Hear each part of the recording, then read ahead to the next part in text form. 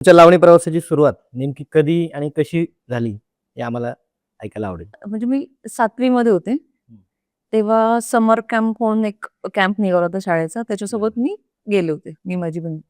तर तिथे सगळा कॅम्प पूर्ण झाल्यानंतर रात्री एक थोडासा वेळ असायचा आमच्याकडे दमून आल्यानंतर, की कोणाला जे काही येतंय ते करून दाखवा. तर तेव्हा हिंदी गाणीच माहीत होती, मराठी माहीत नव्हते. तर तेव्हा मी धक धक करणे दादा गाणं किंवा तू चीज बडी आहे मस्त मस्त त्याच्यावर मी डान्स करून दाखवायचे. तर ते एक संगीत संयोजक होते तिथे आमच्या कॅम्पमध्ये. त्यांनी ते पाहिलं आणि माझ्या घरी येऊन विचारलं होतं. ते आम्हाला ऑलरेडी संगीत शिकवायला शाळेमध्ये होते. तर त्यांनी घरी येऊन विचारलं होतं, की "तुमची मुलगी छान डान्स करते, उत्तम नृत्यांगना आहे. तर तिला असं प्रोफेशनल कामासाठी आपण डान्सर म्हणून घेऊ शकतो का?" तर तेव्हा घरचे तर अगदीच नाही म्हटले होते, की आमच्या घरातून या क्षेत्रात कोणीच नव्हतं. तर नाही म्हटले. पण नंतर त्यांना पण लक्षात आलं, की हिला आवड आहे तर करू दे. मग मी महाराष्ट्राची लोकधारा कार्यक्रम करायला लागले. त्याच्यामध्ये आपले सगळे फोक वाघ्या-मुरळी, शेतकरी गाणं जे आपलं फोक डान्स असतात ते करायला लागले.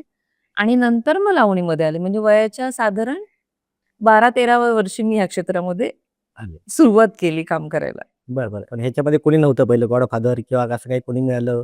तर कोण असं संधी की तुम्हाला वाटलं की नाही आता लावणी याच्यामध्ये काम केलं पाहिजे, असं कुठला क्षण आला की नाही?